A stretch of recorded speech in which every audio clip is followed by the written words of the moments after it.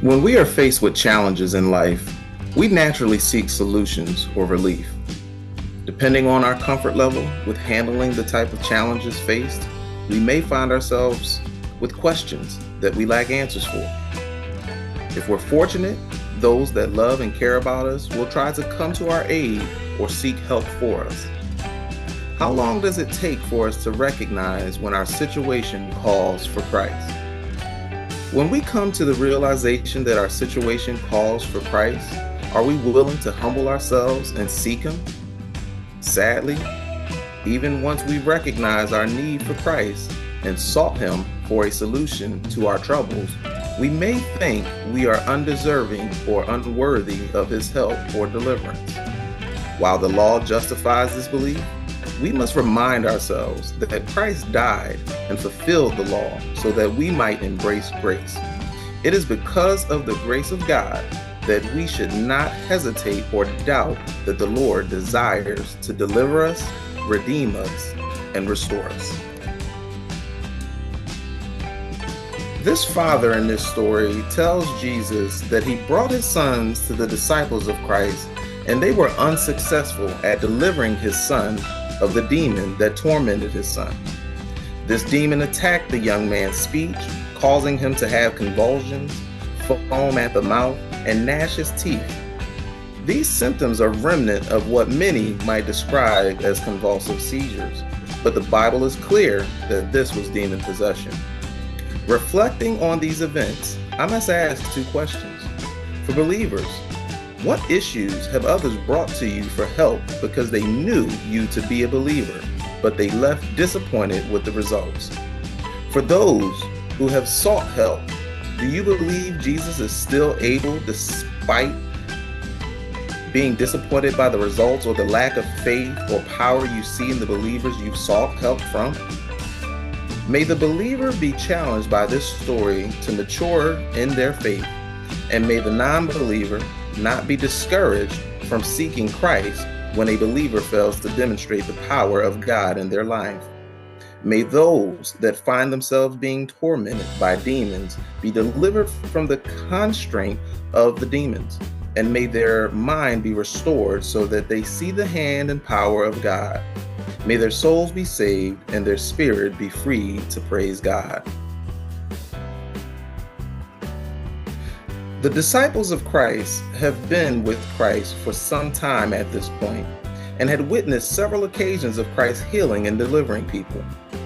When Christ voices his frustration with the lack of faith in the people, he is also demonstrating that he had an expectation that his disciples be an extension of the power he displayed. Christ says to them, "How long shall I be with you, and how long shall I suffer you?" When Christ reveals himself in our lives and clearly demonstrates his power to us, how long shall it take us to embrace his presence and power? The demon immediately became active in the presence of Christ, as it may have recognized its time was coming to an end. Christ asked the Father how long his son had been troubled by this demon. The Father proceeds to describe the countless times the demon attempted to kill his son by fire and water, and then pleads with Christ to have compassion on he and his son and to help them. Christ gives a simple reply saying, "If thou can believe, all things are possible to him that believe."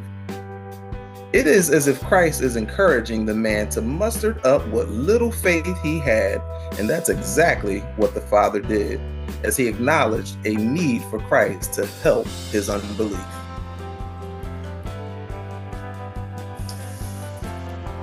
The term used by the Father denotes a weakness of faith. Are we willing to confess to Christ like this Father when our faith is weak and we have a need for Christ to help us with our unbelief?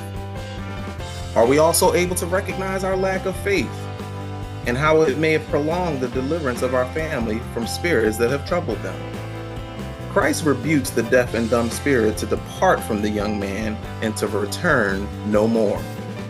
The spirit cried and tore the young man's sore one last time as it left his body, leaving him looking lifeless. Christ lifted the young man up and he rose. We who have received the Spirit of Christ have also been delivered from the spirit of this world, been resurrected, and given a new life in Christ. The disciples of Christ close out this encounter by asking Christ why they could not cast out this demon. Christ replies by telling them that this demon would only come out by prayer and fasting. This implies that Christ had been regularly engaged in the discipline of prayer and fasting, because the story does not say or indicate that Christ went and prayed and fasted before going to deliver the young man of this demon. This should provoke believers to likewise engage in a regular practice of prayer and fasting, so that we too might be ready when called to address a situation requiring this level of discipline in the Spirit of God. Thank you for joining us for your 5-minute flow. Remember and don't forget, take action, embrace change, expect results, and share your story. Remember to like and subscribe if you desire to keep the flow.